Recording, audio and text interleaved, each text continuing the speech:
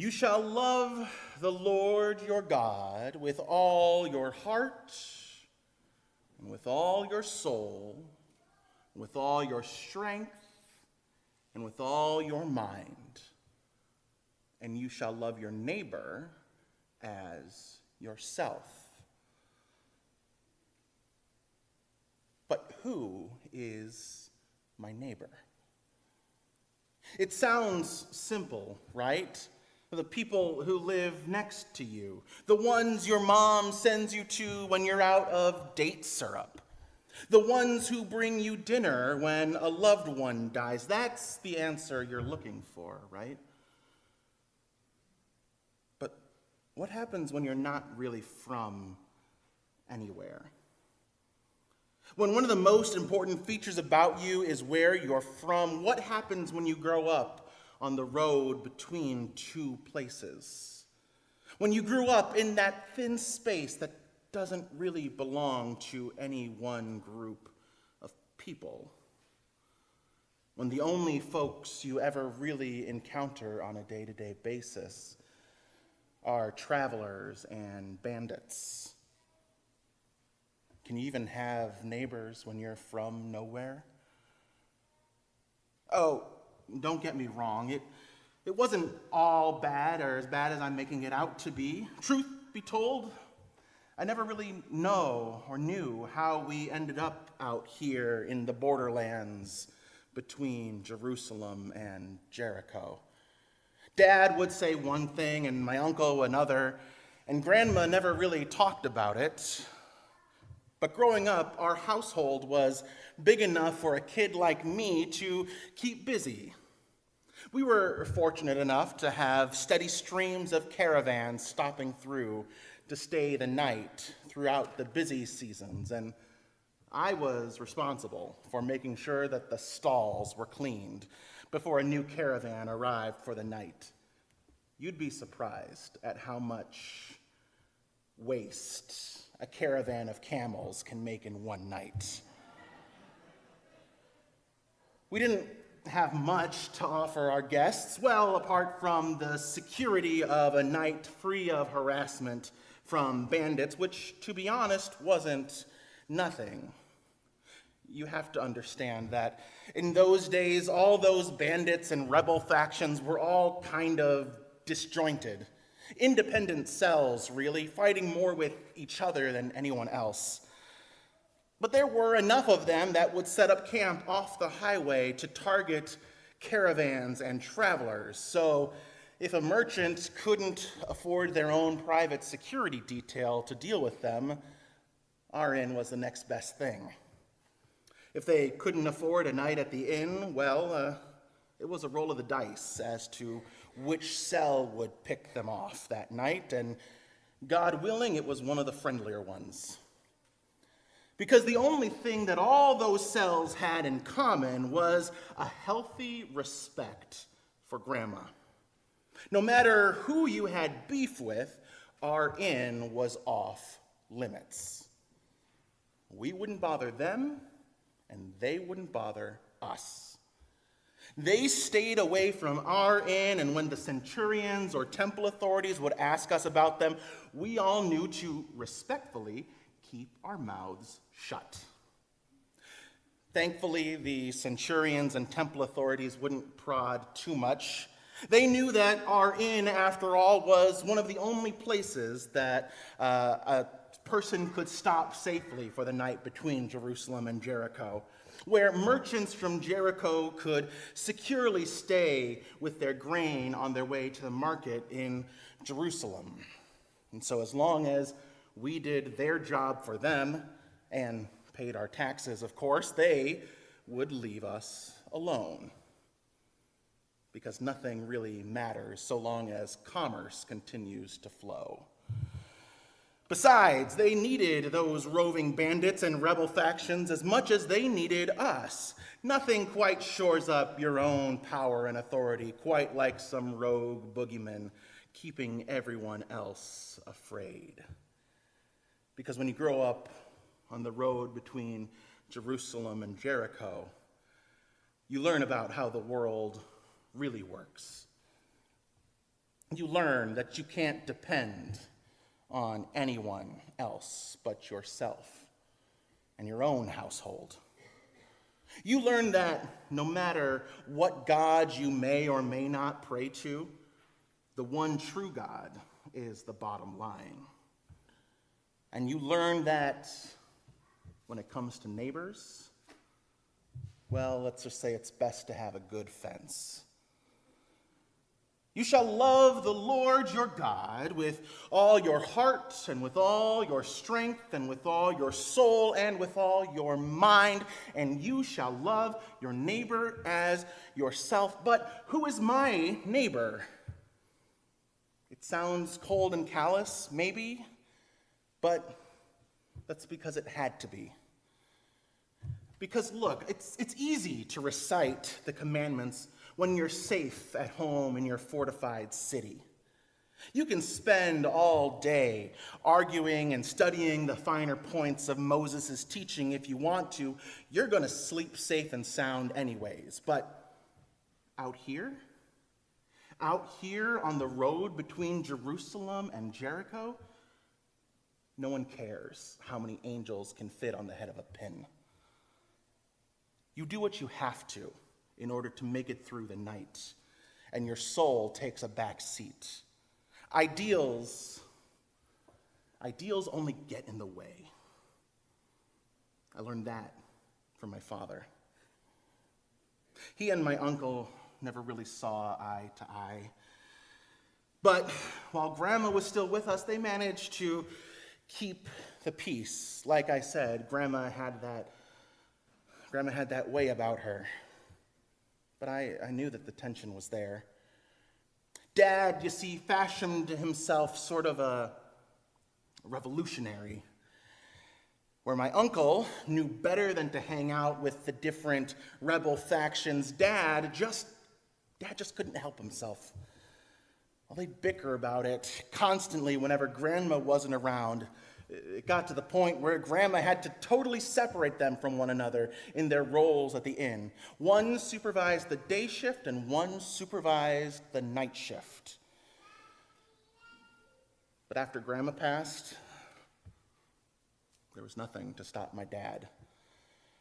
He joined up with some gang, said that he was doing it for me. Something about building a world where we would be free of our Roman oppressors.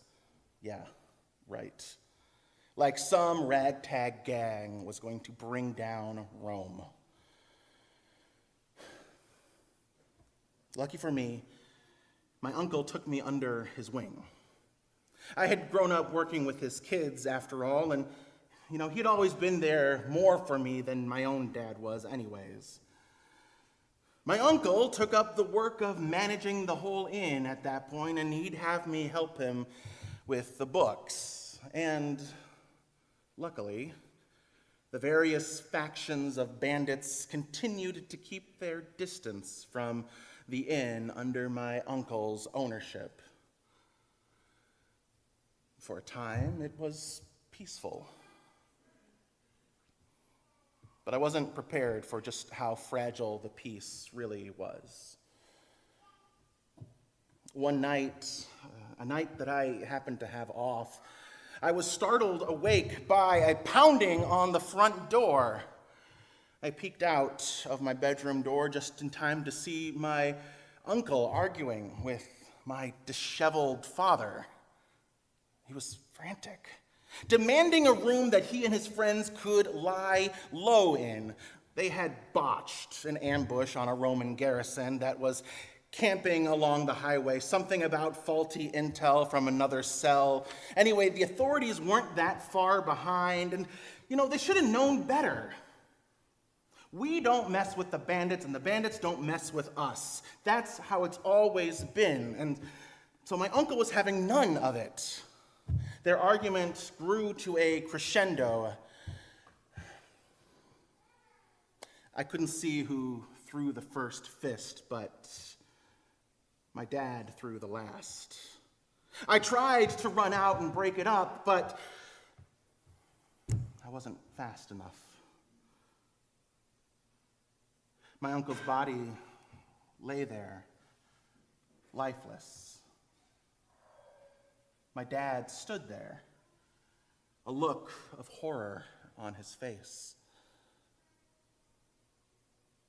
And there I was, the weight of what had just happened and all that was to come slowly dawning upon me. Dad tried to reason with me, but I cut him off. Just go, I said, my voice trembling in an unholy combination of grief and shock and rage. Just go. And he ran away. About a week later, after the mourning period had ended, my cousin told me that she saw my dad outside of the city when she was picking something up from the market. She saw my dad hanging on a cross. All those revolutionary ideals, and a lot of good it did him. You shall love the Lord your God with all your heart and with all your soul and with all your strength and with all your mind, and you shall love your neighbor as yourself. But who is my neighbor? With Grandma and my uncle gone, I was the one at the inn who knew the books well enough to start managing things. Not exactly the promotion that I wanted, but my cousins were fine with it, and the job needed to be done. Word of my uncle's passing spread. Caravans and merchants would offer awkward condolences as they were checking in or checking out over the coming months. Temple authorities and centurions too, but out here on the road between Jerusalem and Jericho, life doesn't slow down for you to mourn. All you were and all you are take a back seat to just getting through the day so you can make it to the next one. There aren't any neighbors out here to look out for you, to cook up dinners for you or bake you a dessert. There's no one that you can send your little cousins to watch over them while you go to the market. You keep your head down. You greet guests as they come in, take their payment, show them to their room, and take their camels to the stall, lather, rinse, repeat. It's cold, it's calloused, but hey, so is the world. Who is my neighbor out here? There are no neighbors.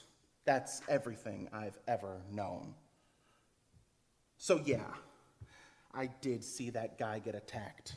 And sure, I didn't do anything about it. What of it? What was he doing traveling this road by himself anyways? No one goes between Jerusalem and Jericho by themselves.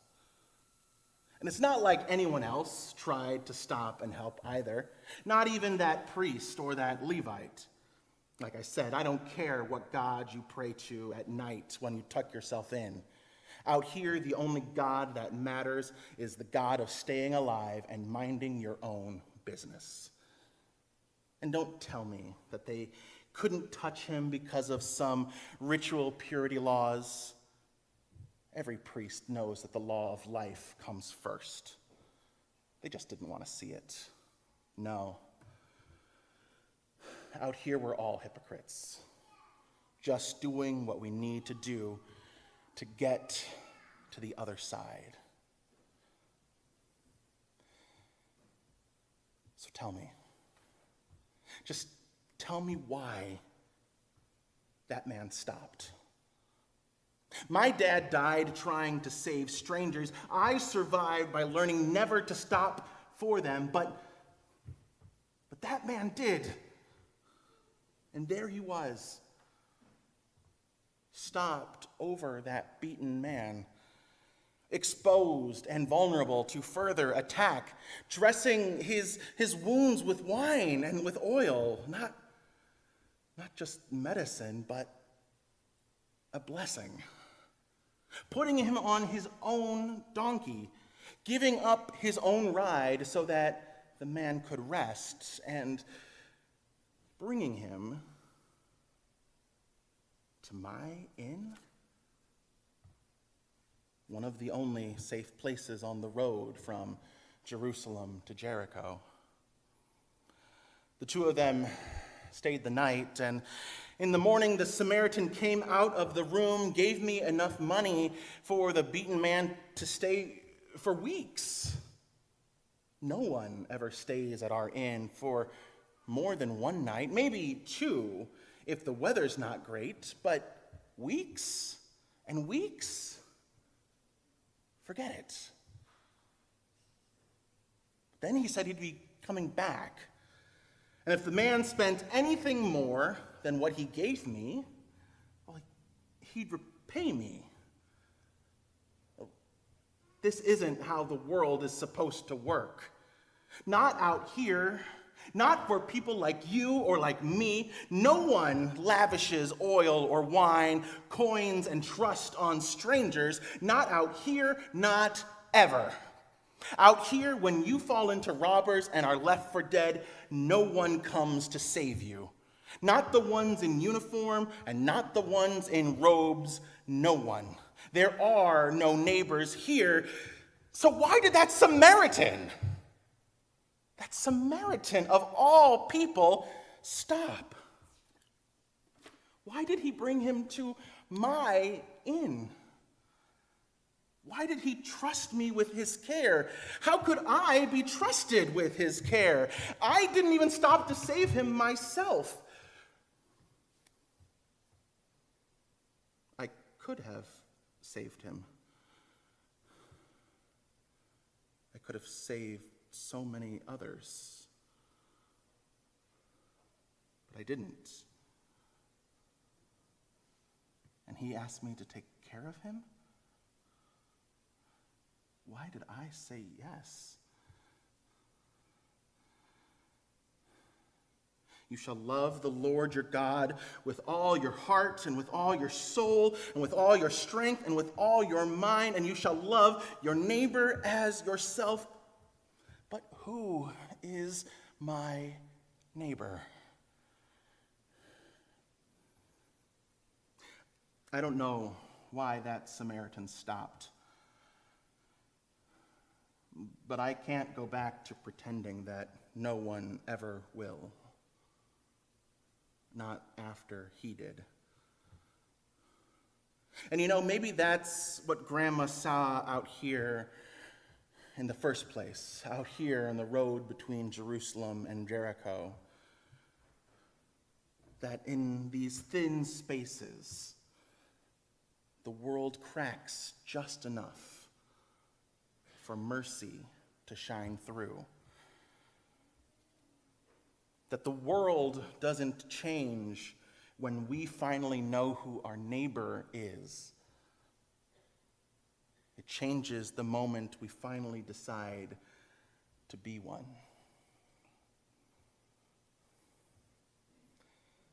So may the one who began a good work be faithful to complete it in us. The work continues. Amen.